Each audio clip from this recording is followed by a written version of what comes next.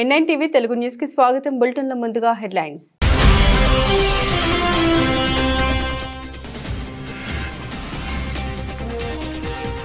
Justice Varma నివాసంలో కాలిపోయిన నగదు వీడియో విడుదల చేసిన సుప్రీం కోర్టు.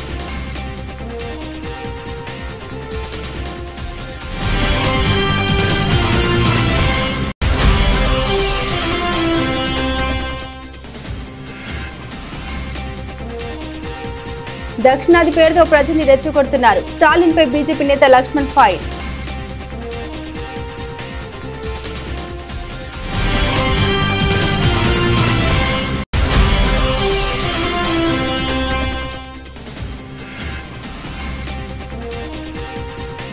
కొండల గ్రామ అభివృద్ధికి 50 లక్షలు ప్రకటించిన పవన్ కళ్యాణ్. గ్రామ అభివృద్ధికి అన్ని విధాలా సహకరిస్తామని వెల్లడి.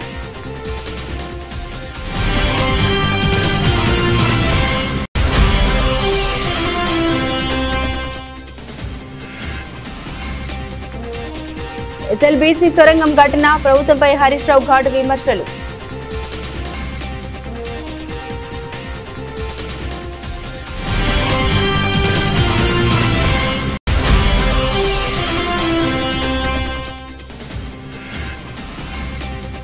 కేటీఆర్ పాదయాత్రను స్వాగతిస్తున్నాం. రోడ్లు కూడా ఖాళీగా ఉంటున్నాయంటూ కాంగ్రెస్ ఎంపీ చామల కిరణ్ కుమార్ రెడ్డి ఎద్దేవా.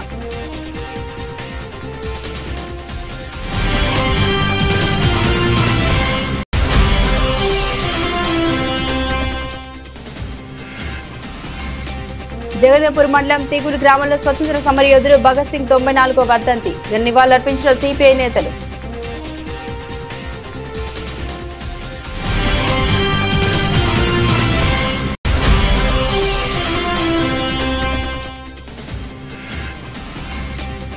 రాష్ట్ర ఆర్థిక శాఖపై ముఖ్యమంత్రి చంద్రబాబు నాయుడు సమీక్ష. మరో వారం రోజుల్లో ఆర్థిక సంవత్సరం ముగియనున్న నేపథ్యంలో ఆర్థిక శాఖలో స్థితిగతులపై చర్చ.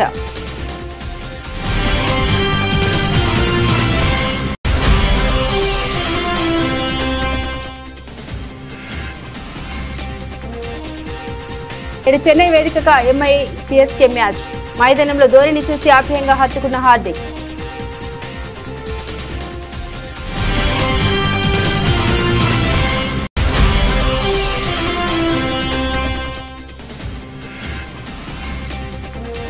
Robin Hood pre release event కోసం వీచేసిన డేవిడ్ వార్నర్. గ్రాండ్ గా వెల్కమ్ చెప్పిన మేకర్స్.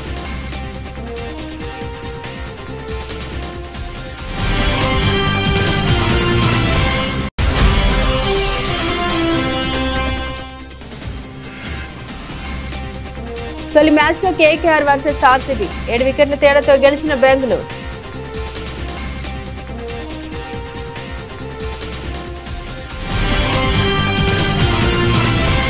జస్టిస్ యశ్వంత్ వర్మ నివాసంలో కాల్పోయిన నగదుకు సంబంధించిన వీడియోను సుప్రీంకోర్టు విడుదల చేసింది. ఈ వీడియోను Delhi police commissioner Delhi high court ప్రధాన న్యాయమూర్తికి అందించారు. ఈ వ్యవహారానికి సంబంధించిన ఇతర పత్రాలని ఢిల్లీ హైకోర్టు ప్రధాన న్యాయమూర్తి సమర్పించిన నివేదికను జస్టిస్ వర్మ వివరణ కూడా సుప్రీంకోర్టు జత చేసింది. సుప్రీంకోర్టు విడుదల చేసిన పత్రాల్లో ఢిల్లీ హైకోర్టు ప్రధాన న్యాయమూర్తి నివేదిక, జస్టిస్ వర్మ వివరణ, ఇతర సంబంధిత పత్రాలు ఉన్నాయి. తన నివాసంలో పెద్ద మొత్తంలో లెక్కల్లో చూపని నగదు కాల్పోయిన స్థితిలో బయటపడిందన్న ఆరోపణలు జస్టిస్ వర్మ ఖండించారు. ఈ దృశ్యాలు తనను ఉద్దేశపూర్వకంగా ఇరికించే కుట్రగా ఆయన అభివర్ణించారు. ఈ ఘటన తనపై తప్పుడు ఆరోపణ చేయడానికి జరుగుతున్న కుట్రలో భాగమని జస్టిస్ వర్మ పేర్కొన్నారు. ఆ స్టోర్ రూమ్ లో నా కుటుంబ సభ్యులు ఎవరు ఏ సమయంలోనూ డబ్బు దాచలేదని, ఉంచలేదని నేను ఖచ్చితంగా చెబుతున్నాను. మా నగదు లావాదేవీలని బ్యాంకు ద్వారానే జరిగాయి. యూపీఐ కార్డుల ద్వారానే డబ్బు విత్డ్రా చేశాం. ఇక డబ్బు రికవరీ అయిందన్న ఆరోపణ విషయానికి వస్తే మా ఇంట్లో వారు ఎవరు ఆ గదిలో కాలిన డబ్బు చూసినట్టు చెప్పలేదని మరోసారి స్పష్టం చేస్తున్నాను. సంఘటన జరిగిన వెంటనే వీడియో తీశారని అనుకుందాం. అందులో ఏ డబ్బును రికవరీ చేసినట్లు, సీజ్ చేసినట్లు కనిపించడం లేదు. ఇంకో ముఖ్యమైన విషయం ఏంటంటే అక్కడున్న మా సిబ్బందికి కూడా కాలిన డబ్బు అవశేషాలు చూపించలేదని ఆయన స్పష్టం చేశారు. జస్టిస్ వర్మపై వచ్చిన ఆరోపణపై విచారణ జరిపేందుకు భారత ప్రధాన న్యాయమూర్తి సిజేఐ సంజీవ్ ఖన్నా 3 సభ్యుల కమిటీని ఏర్పాటు చేశారు.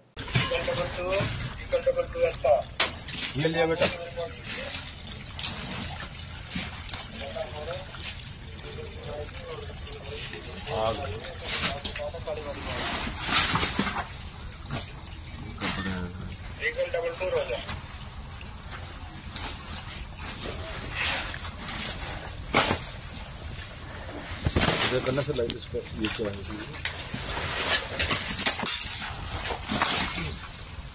सब कर दे सब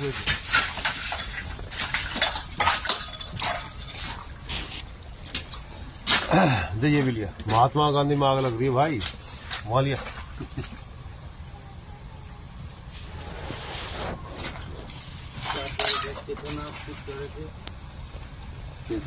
ये भी लिया बेटा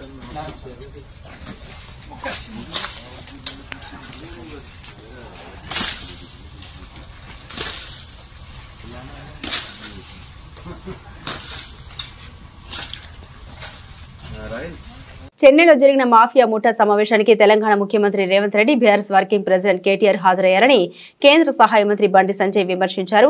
కాంగ్రెస్ బీఆర్ఎస్ అనుకునే హాజరయ్యాయని ఆరోపించారు. ఆ రెండు పార్టీలు ఒక్కటేననే విషయాన్ని తెలంగాణ ప్రజలు గుర్తించాలని ఆయన విజ్ఞప్తి చేశారు. ఈ సమావేశంలో పాల్గొన్న పార్టీలన్నీ అవినీతికి పాల్పడ్డవేనని, పలు కుంభకోణాల్లో ఇరుక్కుపోయాయని అన్నారు. పలు కేసులకు సంబంధించి కేసీఆర్ కుటుంబానికి రేవంత్ రెడ్డి ప్రభుత్వం ఒక్క నోటీసు కూడా ఇవ్వలేదని, కనీసం వారిని ముట్టుకునే ప్రయత్నం కూడా చేయడం లేదని ఆయన అన్నారు. డీఎంకే నిర్వహించిన సమావేశానికి కాంగ్రెస్ బీఆర్ఎస్ వెళ్లాయని తెలిపారు. కాంగ్రెస్ బీఆర్ఎస్ కలిసి బీజేపీకి వ్యతిరేకంగా పోరాటం చేస్తున్నాయని మండిపడ్డారు. లోక్సభ నియోజకవర్గాల పునర్విభజనకు సంబంధించి ఇప్పటి వరకు ప్రక్రియ ప్రారంభం కాలేదని, నియమ నిబంధన రూపొందించలేదని ఆయన తెలిపారు. 6 గ్యారంటీల హామీల నుండి తప్పించుకునే ప్రయత్నంలో భాగంగా ప్రజల దృష్టిని మరల్చేందుకు నియోజకవర్గాల పునర్విభజన అంశాన్ని తెరపైకి తీసుకొచ్చారని ఆరోపించారు. బీఆర్ఎస్ కేసుల నుండి తప్పించుకోవడానికి కాంగ్రెస్ ప్రభుత్వం చెప్పినట్టు చేస్తోందని అన్నారు. డీఎంకే 1000 కోట్ల మద్యం కుంభకోణానికి పాల్పడిందని ఆరోపించారు. అవినీతిమయ డీఎంకేకు వ్యతిరేకంగా తీర్పు ఇచ్చేందుకు తమిళనాడు ప్రజలు సిద్ధంగా ఉన్నారని, అందుకే ప్రజల దృష్టిని మరల్చేందుకే స్టాలిన్ ప్రయత్నం చేస్తున్నారని మండిపడ్డారు. ఆ సమావేశానికి హాజరైన పార్టీలన్నీ బీజేపీని బద్నాం చేయాలని చూస్తున్నాయని ధ్వజమెత్తారు. ఇప్పుడు ఆలు లేదు, సుడు లేదు, కొడుకు పేరు సోమలింగం అని దండు ఉండే ఇలా పరిస్థితి ఇలా ఉన్నది. దొంగలు కలిసి ఊరు పంచుకునే ప్రయత్నం చేస్తున్నారు వీళ్ళు. ఆడ కలిసి అంత దొంగల ముఠానే, అంత మాఫియా ముఠానే. లిక్కర్ స్కామ్ ముఠా ఒకటి ఉన్నది, ల్యాండ్ స్కామ్ ముఠా ఉన్నది. ఇవాళ మొదటి నుంచి చెప్తున్న బీఆర్ఎస్ కాంగ్రెస్ ఒకటే. బీఆర్ఎస్ పార్టీ కేసుల నుంచి తప్పించుకోవడానికి కాంగ్రెస్ పార్టీకి సహకరిస్తున్నది. ఇద్దరు కలిసి పనిచేస్తున్నారు. ఢిల్లీలో కలిసి ఉంటారు, గల్లీలో కొట్లాడతారు. ఇవాళ డీఎంకే పెట్టిన మీటింగ్ ఇద్దరు వేరు, ఇద్దరు అనుకోవడం వేరు. మరి తెలంగాణ ప్రజలు ఆలోచించాలి, వీరిద్దరు ఒక్కటా కాదా మీరు ఆలోచించండి. కేసుల విషయంలో కేసీఆర్ కుటుంబానికి ఒక నోటీస్ ఇస్తలేరు, టచ్ చేసే ప్రయత్నం కూడా చేస్తలేరు. ఇవాళ డీఎంకే పెట్టిన మీటింగ్ వీళ్ళందరూ కలిసిపోయారు, వాళ్ళందరూ కలిసి మాట్లాడుకుంటారు. వీళ్ళందరూ దేని వ్యతిరేకంగా, భారతీయ జనతా పార్టీ వ్యతిరేకంగా కొట్లాడుతున్నారు. వాళ్ళందరూ కలిసి కాంగ్రెస్ బీఆర్ఎస్ కలిసి మాకు వ్యతిరేకంగా కొట్లాడుతున్నారు. వాళ్ళ ఢిల్లీలో అసలు డీలిమిటేషన్ సంబంధించి ఇంకా ప్రాసెస్ స్టార్ట్ కాలే, దాని గురించి నిబంధనగా ఫ్రేమ్ చేయలేదు, అసలు దాని గురించి ఏమిగా ఒక నిర్ణయం తీసుకోలే, ఇంకా నియమ నిబంధనలు ఎక్కడ రూపొందించలే. ఇంకా ఇవాళ ఒక ప్లాన్ ప్రకారం ఇక్కడ కాంగ్రెస్ పార్టీ ఏం చేస్తుందంటే 6 గ్యారెంటీల హామీ నుంచి తప్పించుకునే ప్రయత్నం, వాళ్ళు పడుతున్న అవినీతి వ్యతిరేకంగా ప్రజల దృష్టి మళ్లించడానికి. బీఆర్ఎస్ పార్టీ ఏం చేస్తుంది, మా మీద కేసుల గురించి కాంగ్రెస్ పార్టీ సహకరించాలి కాబట్టి మేము కాంగ్రెస్ పార్టీ ఏం చెప్తాను చేస్తామని చెప్పి బీఆర్ఎస్ పార్టీ పోయారు.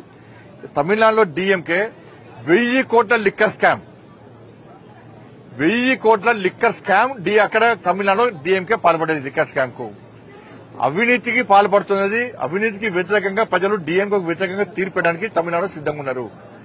దాని నుంచి ప్రజల దృష్టి మళ్లించడానికి ఇదంతా పక్కా ప్లాన్ గా చేస్తున్నారు. కానీ ప్రజలు ఎవ్వి పట్టించుకోరు. ఇవాళ అమిత్ షా గారు చెప్పారు, రాజ్నాథ్ సింగ్ గారు చెప్పారు, దక్షిణాదిలో సీట్లను తగ్గించే ప్రయత్నం మేము చెయ్యము, అటువంటి ఆలోచన లేదు. డీలిమిటేషన్ సంబంధించి ఒక నిర్ణయానికి మేము రాలేదు, దానికి ఏమి నియమ నిబంధనలుగా పెట్టలేదు మేము అని చెప్పి క్లారిటీ ఇచ్చినప్పుడు కూడా వాళ్ళ అవినీతిని తప్పించుకోవడానికి, ప్రజల దృష్టి మళ్లించడానికి, లిక్కర్ స్కామ్ నుంచి డీఎంకే తప్పించుకోవడానికి ఇవాళ ఈ కొత్త దుకాణాలు స్టార్ట్ చేశారు. అదంతా కూడా ఒక మాఫియా మూట. ఇలా డీఎంకే అక్కడ మద్రాసులో జరిగేది ఒక మాఫియా మూటల సమావేశం, అది మూటా సమావేశం. అది అక్కడ ఉన్న పార్టీలు అన్ని కూడా అవినీతి పార్టీలు, అక్కడ ఉన్న పార్టీలు అన్ని కూడా స్కామ్ లో ఉన్న పార్టీలు, అక్కడ ఉన్న పార్టీలు అన్ని కూడా ప్రజల దృష్టి మళ్లించడానికి, బీజేపీని బదనాం చేయడానికి చేస్తున్న కుట్రలో భాగం మాట్లాడిన విషయం వాస్తవం. రాష్ట్ర ఆర్థిక శాఖపై ముఖ్యమంత్రి చంద్రబాబు నాయుడు సమీక్ష చేశారు. మరో వారం రోజుల్లో ఆర్థిక సంవత్సరం ముగియనున్న నేపథ్యంలో ఆర్థిక శాఖలో స్థితిగతులపై చర్చించారు. కేంద్ర ప్రాయోజిత పథకాలు, కేంద్రం నుండి రావాల్సిన నిధులపై అధికారులతో రివ్యూ చేశారు. కేంద్రంలోని ఆయా శాఖల నుండి రావాల్సిన నిధులు వచ్చేందుకు అవసరమైన చర్యల్ని తీసుకోవాలని సూచించారు. కేంద్ర పథకాలకు సంబంధించి అవసరమైన సమగ్ర సమాచారాన్ని అందించి సకాలంలో నిధులు విడుదల అయ్యేలా చూడాలని అధికారులకు సీఎం సూచించారు. కేంద్ర పథకాలకు సంబంధించి 5 శాఖల నిధులు రావాల్సి ఉందని అధికారులు తెలపగా కేంద్రంతో సంప్రదింపులు చెల్లింపులు జరిపి ఆర్థిక సంవత్సరం ముగింపేలోపు నిధులు తెచ్చుకోవాలని తెలిపారు. హైదరాబాద్ లోని సీఎం నివాసంలో జరిగిన ఈ రివ్యూకు ఆర్థిక మంత్రి పయ్యావుల కేశవ్, ఆర్థిక శాఖ సెక్రటరీ రొనాల్డ్ రోస్ హాజరయ్యారు. రాష్ట్ర ప్రభుత్వ ప్రధాన కార్యదర్శి విజయానంద్, ఆర్థిక శాఖ ముఖ్య కార్యదర్శి పీయూష్ కుమార్, సీఎంఓ అధికారులు పాల్గొన్నారు. పొట్టకుటి కోసం వచ్చి ఎస్ఎల్బీసీ సొరంగంలో చిక్కుకుపోయిన వారిని తలుచుకుంటే గుండె తరుక్కుపోతుందని BR senior MLA Harish Rao అన్నారు. సహాయక చర్యల్లో ఎందుకింత జాప్యం జరుగుతోందని ఆయన ప్రశ్నించారు. నెల రోజులు గడుస్తున్న సొరంగంలో చిక్కుకుపోయిన వారు ఏమయ్యారో తెలియని పరిస్థితి నెలకొందని ఆవేదన వ్యక్తం చేశారు. ఒక కార్మికుడి మృతదేహం వెలికి తీయడం తప్ప మిగిలిన 7 జాడ గుర్తించలేకపోయారని విమర్శించారు. సహాయక చర్యల్ని ఆలస్యం కావడంలో ప్రభుత్వ వైఫల్యం కూడా ఉందని ఆగ్రహం వ్యక్తం చేశారు. ఎస్ఎల్బీసీ ప్రమాదానికి బాధిత కుటుంబాలు అనుభవిస్తున్న తీవ్ర ఆవేదనకు ముఖ్యమంత్రి రేవంత్ రెడ్డి బాధ్యత వహించాలని ఆయన డిమాండ్ చేశారు. సొరంగంలో చిక్కుకుపోయిన మిగిలిన కార్మికుల పరిస్థితిపై రాష్ట్ర ప్రభుత్వం నుండి స్పష్టమైన ప్రకటన రావాలని డిమాండ్ చేశారు. ఎస్ఎల్బీసీ సహాయక చర్యల విషయంలో మంత్రులు చెప్పిన గడువు ముగిసిందని హరీష్ రావు తెలిపారు. కానీ సహాయక చర్యల్లో మాత్రం ఎలాంటి పురోగతి కనిపించడం లేదని మండిపడ్డారు. ఈ ఘటనపై ఇప్పటికైనా ప్రభుత్వం స్పందించాలని డిమాండ్ చేశారు. ప్రమాదం జరిగినప్పటి నుండి ఈ నెల రోజులుగా చేపట్టిన సహాయక చర్యలపై పూర్తి వివరాలు వెల్లడించాలని ఆయన అన్నారు. AP deputy CM Pawan Kalyan కీలక నిర్ణయం తీసుకున్నారు. నంద్యాల జిల్లా నందికొట్కూరు మండలంలోని కొనిదెల గ్రామ అభివృద్ధి కోసం 50 లక్షలు ప్రకటించారు. పవన్ కళ్యాణ్ ఇవాళ ఉమ్మడి కర్నూలు జిల్లా పూడిచెర్లో ఫామ్ ఫండ్స్ కు శంకుస్థాపన చేశారు. ఈ సందర్భంగా ప్రకటన చేశారు. కాగా పవన్ కళ్యాణ్ ఇంటి పేరు కొనిదెల అని తెలిసిందే. అయితే పవన్ ఇంటి పేరుకు ఈ కొనిదెల గ్రామానికి సంబంధం లేదు. పవన్ స్థలం ఈ కొనిదెల గ్రామం కాదు. అయినప్పటికీ కొనిదెల పరిస్థితి గురించి సర్పంచ్ ద్వారా తెలుసుకున్న పవన్ కళ్యాణ్ ఈ ఊరిని దత్తత తీసుకున్నారు. తన సొంత ట్రస్ట్ నుండి 50 లక్షల నిధుల్ని ఈ గ్రామానికి కేటాయించారు. ఎమ్మెల్యేతో మాట్లాడి కొనిదెల గ్రామానికి ఏం అవసరమో అవన్నీ చేస్తామని అధికారులకు చెప్పి ప్రభుత్వ పథకాలన్నీ ఈ ఊరి ప్రజలు అందేలా చూస్తామని పవన్ కళ్యాణ్ ఇవాళ హామీ ఇచ్చారు. గ్రామంలో చేయాల్సిన పనులకు సంబంధించి ప్రణాళిక సిద్ధం చేయాలని అధికారులను ఆదేశించారు. త్వరలోనే కొనిదెల గ్రామంలో పర్యటిస్తామని తెలిపారు. ఎమ్మెల్యే గారు చెప్పినట్టు ఇందాక నందికొట్కూరు ఎమ్మెల్యే గారు చెప్పినట్టుగా ఇక్కడ వేదిక పైన అందరికీ కూడా ఆ కొనిదెల గ్రామంతో చాలా కనెక్ట్ అయింది. ఒకప్పుడు నేను దాన్ని దత్తత తీసుకుంటానని చెప్పాను. నేను వస్తా ఖచ్చితంగా. నేను అక్కడ ఏం అవసరమైతే నా ట్రస్ట్ ద్వారా నిధులు మీకు ఒక 50 లక్షల రూపాయలు పనులు నేను చేసి పెడతాను. అలా కాకుండా మిగతా పథకాల ద్వారా ఏవైతే ఉన్నాయో అది కూడా నేను ఉన్నతాధికారులతో మాట్లాడి మీకు ఏమైతే అవసరమో మనకి కొనిదెల గ్రామం నాకు అలా చెప్పి అది ఒకటి ప్రత్యేకమని కాదు, మన గ్రామాలన్నీ ప్రతిదీ పేరు పేరున నాకు చాలా చాలా ఇష్టం. నాకు అన్ని గౌరవిస్తాను. ప్రత్యేకించి ఆ రోజు అడిగారు కాబట్టి నాకు దాని మీద గౌరవంతో కొనిదెల గ్రామానికి నేను వచ్చి నేను మీకు ఏమేమి కళ్ళు కావాలో గౌరవ శాసనసభ్యులు కూడా తెలియజేసి నేను ఆ పనులు చేసి నేను ఇప్పుడు ఆలూరుకి ఎలాగ వస్తాను ఒక రోజున అలాగే కొనిదెల గ్రామానికి కూడా వస్తాను. మన నియోజకవర్గం మన కర్నూలు ఉమ్మడి కర్నూలు జిల్లా కావచ్చు అన్నీ కూడా ప్రత్యేకించి నేను పర్యటించి ఏ సమస్య రాబోయే కాలంలో పర్యటించి ప్రతి నియోజకవర్గం పర్యటిస్తాను. మీ దగ్గర నుంచి నేను మొన్న కూడా చెప్పాను. కేంద్ర ప్రభుత్వం చేపట్టాలనుకుంటున్న డిలిమిటేషన్ వల్ల దక్షిణాది రాష్ట్రాలకు తీరని అన్యాయం జరుగుతోందని తమిళనాడు సీఎం స్టాలిన్ ఆందోళన వ్యక్తం చేసిన సంగతి తెలిసిందే. ఇదే అంశంపై స్టాలిన్ అధ్యక్షత నిన్న చెన్నైలో అఖిలపక్ష సమావేశం జరిగింది. ఈ భేటీకి పలువురు సీఎంలు కీలక నేతలు హాజరయ్యారు. ఈ సందర్భంగా స్టాలిన్ మాట్లాడుతూ ప్రస్తుత జనాభా ప్రాతిపదికన లోక్సభ నియోజకవర్గాల పునర్విభజన జరిగితే సొంత దేశంలోని రాజకీయ అధికారాన్ని కోల్పోయిన పౌరులుగా మనం బతకాల్సి ఉంటుందని తెలిపారు. ఈ నేపథ్యంలో స్టాలిన్ పై బీజేపీ రాజ్యసభ సభ్యుడు లక్ష్మణ్ తీవ్ర విమర్శలు గుప్పించారు. దక్షిణాది రాష్ట్రాల పేరుతో స్టాలిన్ ప్రజల్ని రెచ్చగొట్టే వ్యాఖ్యలు చేస్తున్నారని మండిపడ్డారు. దక్షిణాది రాష్ట్రాలకు అన్యాయం జరుగుతోందంటూ కేంద్రంలోని బీజేపీని విమర్శిస్తున్నారని, ప్రాంతీయత పేరుతో కుట్రలు చేస్తున్నారని దుయ్యబట్టారు.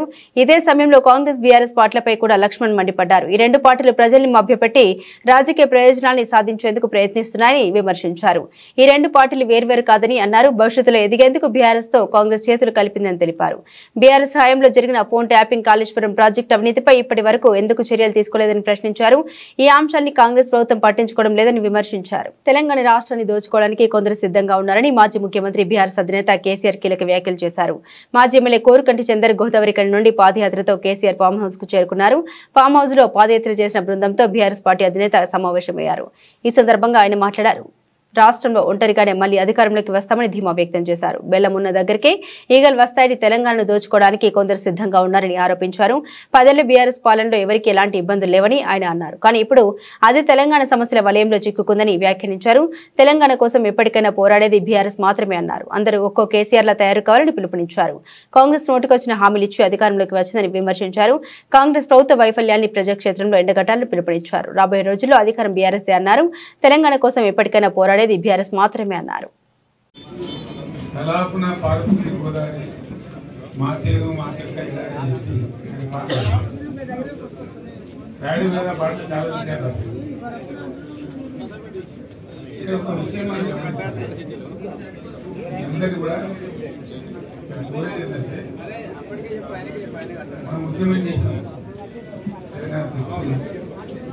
కొత్త లైన్లో పెట్టుకున్నాం జరుగుతూ ఉండగా ఈ మధ్య సరే జనాలకు జనం ఇష్టం మన చేతిలో ఉంటుంది.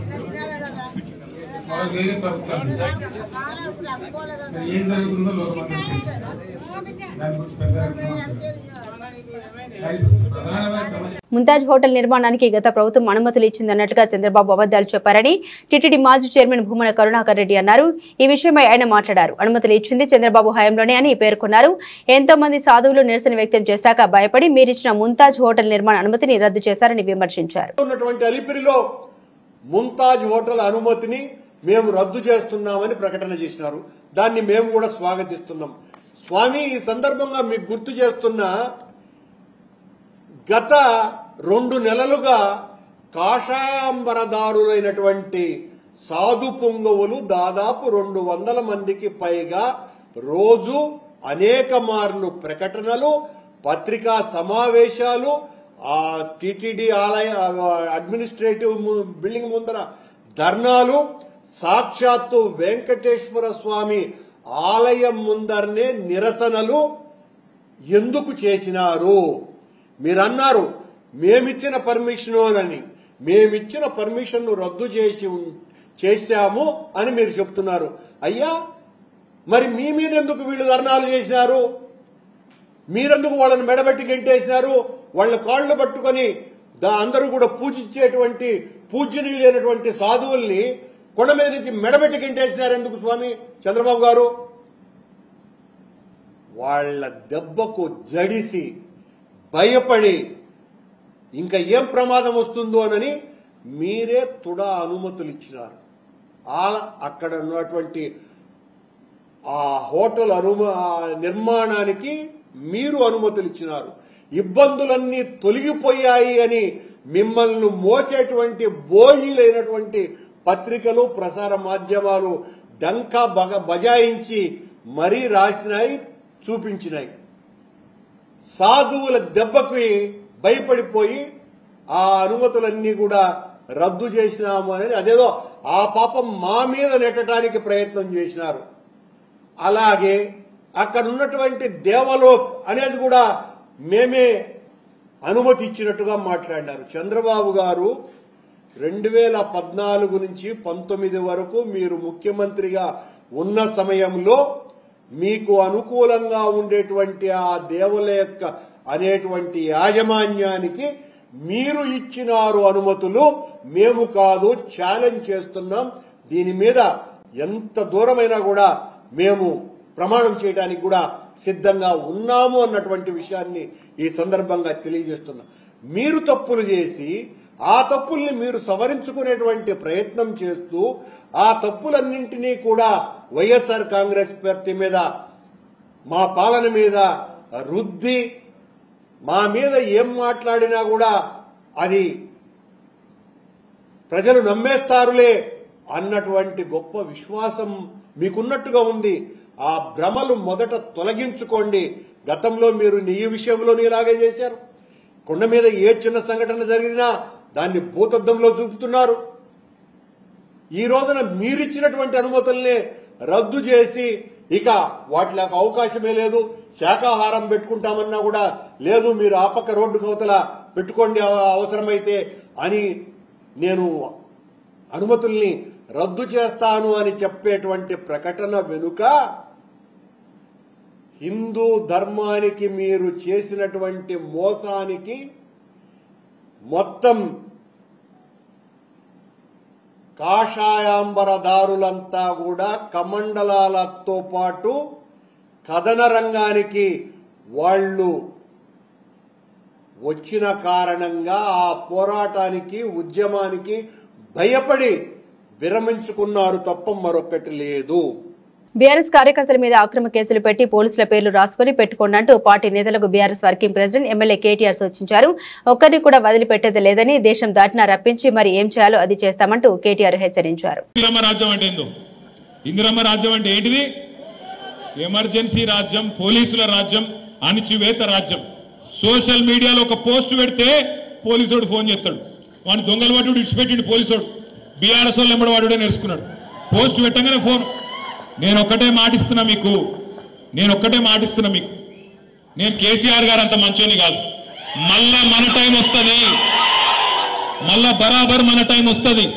వచ్చినాక పేర్లు రాసి పెట్టుండ్రి, ఒక్కొక్కరిని ఏమేం చేయాలో అని చేద్దాం. వదిలిపెట్టే సమస్య లేదు. దబ్బన కొంతమంది అనుకుంటారు మేము రిటైర్ అవుతాం, ఇంటికి పోతాం, మమ్మల్ని ఏం బిక్తారు అనుకుంటున్నాము.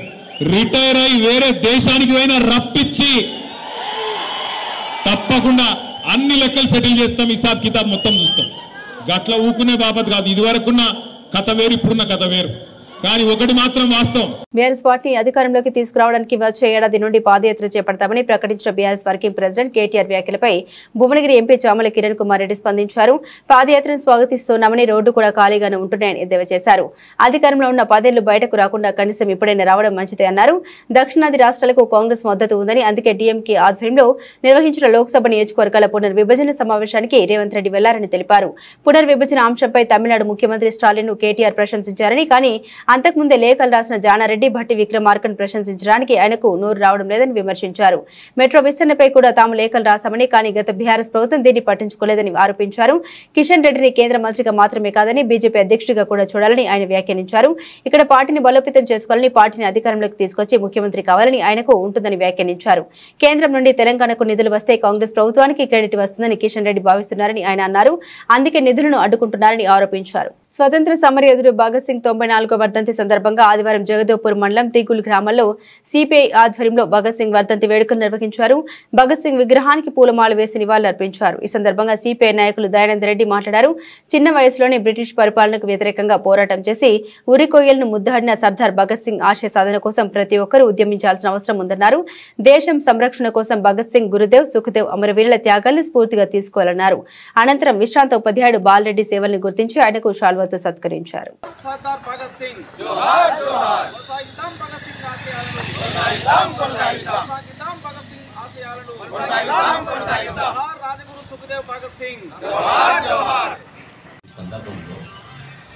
బ్రిటిష్ వాళ్ళు భగత్ సింగ్ను, సుఖదేవ్ను వీళ్ళను పట్టి జైల్లో పెట్టి తర్వాత వీళ్ళను అంటే ఉరిదీయడానికి తీసుకుపోతున్నప్పుడు కూడా జనరల్గా ఏం చేస్తాం, మన సొంటోళ్ళము ఏదైనా మనకు ఆపద కలిగినప్పుడు అంటే మనకు ప్రాణం తీస్తారనేటువంటి ఒక అవకాశం వచ్చినప్పుడు ఎంబడే మనము ప్రభుత్వానికి లొంగిపోతాం, లేకుంటే పాలకులకు లొంగిపోయి మనం బయటకు పోతాం. కానీ అట్లా కాకుండా ప్రాణాన్ని కూడా తునప్రాయంగా ఈ దేశానికి అర్పించాలి.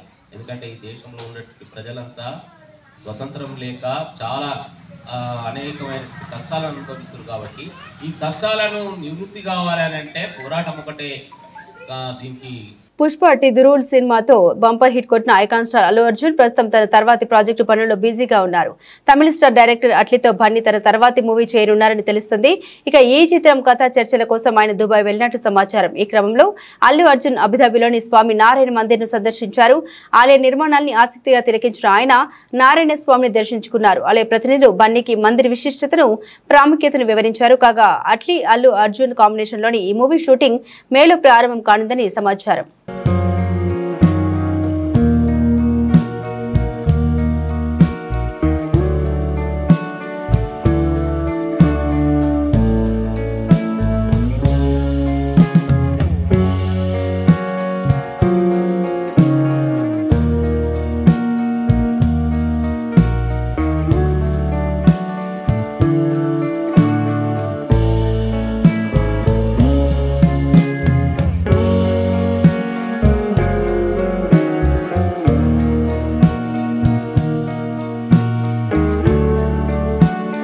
ఇండియన్ ప్రీమియర్ లీగ్ 18వ సీజన్ శనివారం ప్రారంభమైంది. మొదటి మ్యాచ్లో కేకేఆర్, ఆర్సీబీ తలపడ్డాయి. ఇందులో ఆర్సీబీ అద్భుత విజయంతో బోణి కొట్టింది. ఇక ఇవాళ డబుల్ ధమాకా ఉంది. తొలి మ్యాచ్లో హైదరాబాద్, రాజస్థాన్ తలపడనుండగా రెండో మ్యాచ్లో Mumbai Indians, Chennai super Kings పోటీ పడనున్నాయి. సిఎస్కే ఎంఐ మ్యాచ్ చెన్నై వేదికగా జరగనుంది. రాత్రి 7:30 మ్యాచ్ ప్రారంభమవుతుంది.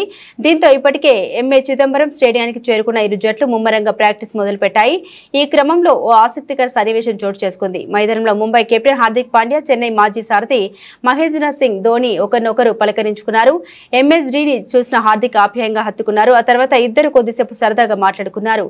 ఇందుకు సంబంధించిన వీడియో సోషల్ మీడియాలో ప్రత్యక్షం కావడంతో వైరల్ గా మారింది. దీనిపై అభిమానులు తమదైన శైలిలో స్పందిస్తున్నారు.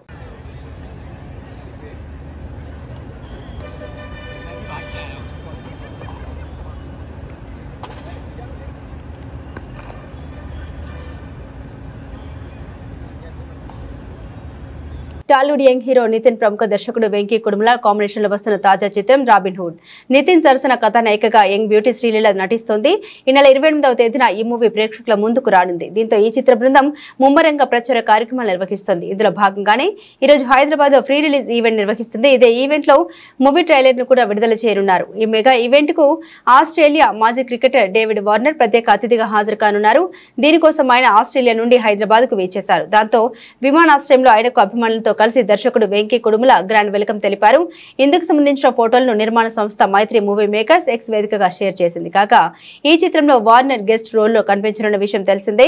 ఇప్పటికే ఆయనకు సంబంధించిన ఫస్ట్ లుక్ పోస్టర్ ను కూడా మేకర్స్ విడుదల చేశారు. ఇక ఆయన ఐపీఎల్ లో చాలా కాలం పాటు సన్ రైజర్స్ హైదరాబాద్ జట్టుకు ప్రాతినిధ్యం వహించారు. దీంతో వార్నర్ తెలుగు ప్రేక్షకులకు బాగా దగ్గరయ్యారు. అప్పుడప్పుడు తెలుగు హీరోల పాటలకు డాన్స్ చేస్తూ రీల్స్ కూడా చేశారు. అలాగే ప్రముఖ దర్శకుడు రాజమౌళితో కలిసి ఓ యాడ్లో కూడా వార్నర్ నటించిన విషయం తెలిసిందే. ఐపీఎల్ 18వ సీజన్ ప్రారంభ మ్యాచ్ లో రాయల్ ఛాలెంజర్స్ బెంగళూరు గెలుపు బోని కొట్టింది. Defending champ Kolkata night riders తో మ్యాచ్ లో ఆర్సీబీ 7 వికెట్ల తేడాతో ఘన విజయం అందుకుంది. కోల్కతాలోని ఈడెన్ గార్డెన్స్ లో జరిగిన ఈ మ్యాచ్ లో టాస్ ఓడి మొదటి బ్యాటింగ్ చేసిన కోల్కతా జట్టు నిర్ణీత 20 ఓవర్లలో 8 వికెట్లకు 174 పరుగులు చేసింది. కెప్టెన్ అజింక్య రహానే 56, సునీల్ నరేన్ 44, రఘువంశీ 30 పరుగులు చేశారు. కృణాల్ పాండ్యా 3, హెజిల్వుడ్ 2 వికెట్లు తీశారు. అనంతరం 175 పరుగుల లక్ష్యాన్ని బెంగళూరు జట్టు 16.2 ఓవర్లలో కేవలం 3 వికెట్లకు ఛేదించింది. ఓపెనర్ ఫీల్ సాల్ట్ 56 పరుగులు చేసి అవుట్ కాగా స్టార్ బ్యాట్స్మెన్ విరాట్ కోహ్లీ 59 పరుగులతో అజేయంగా నిలిచి బెంగళూరు విజయంలో కీలక పాత్ర పోషించారు. ఆర్సీబీ కొత్త కెప్టెన్ రజత్ పాటీదార్ 16 బంతుల్లో 34 పరుగులు చేశారు. చివర్లో లియామ్ లివింగ్స్టన్ వరుసగా 6-4 కొట్టి మ్యాచ్ ముగించారు. బులెటిన్ ముగించే ముందు హెడ్లైన్స్ మరోసారి.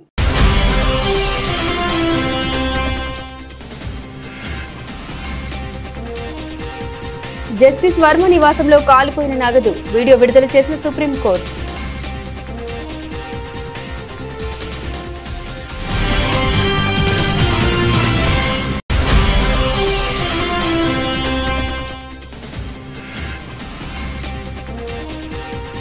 దక్షిణాది పేరుతో ప్రజల్ని రెచ్చగొడుతున్నారు. స్టాలిన్ పై బీజేపీ నేత లక్ష్మణ్ ఫైర్.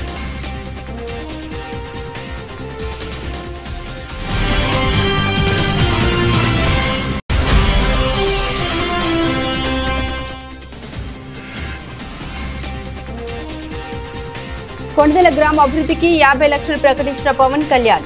గ్రామ అభివృద్ధికి అన్ని విధాలా సహకరిస్తామని వెల్లడి.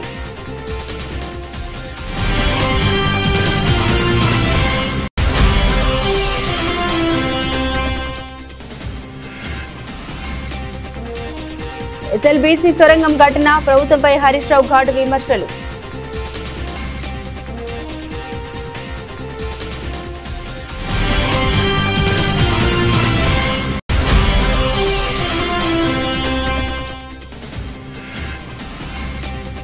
కేటీఆర్ పాదయాత్రను స్వాగతిస్తున్నాం, రోడ్లు కూడా ఖాళీగా ఉంటున్నాయంటూ కాంగ్రెస్ ఎంపీ చామల కిరణ్ కుమార్ రెడ్డి ఎద్దేవా.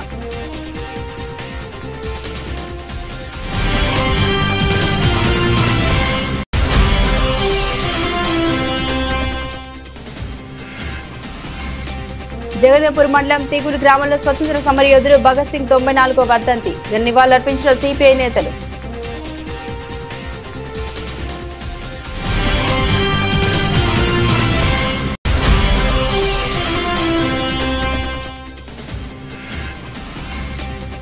రాష్ట్ర ఆర్థిక శాఖపై ముఖ్యమంత్రి చంద్రబాబు నాయుడు సమీక్ష.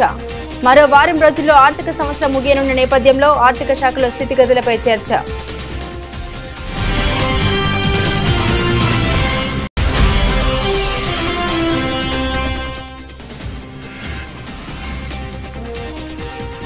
నేడు చెన్నై వేదికగా MI CSK match.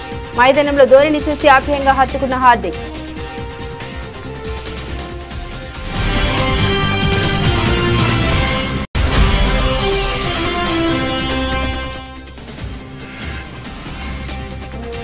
Robin Hood pre release event కోసం ఇచ్చేసిన డేవిడ్ వార్నర్. గ్రాండ్ గా వెల్కమ్ చెప్పిన మేకర్స్.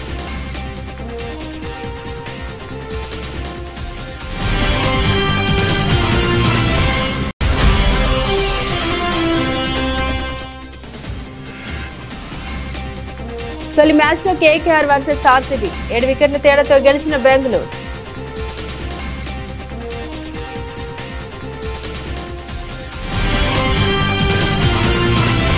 ఇవి ఈ బులెటిన్లోని విశేషాలు. తిరిగి మరో బులెటిన్తో మళ్ళీ కలుసుకుందాం. అంతవరకు సెలవు. నమస్కారం.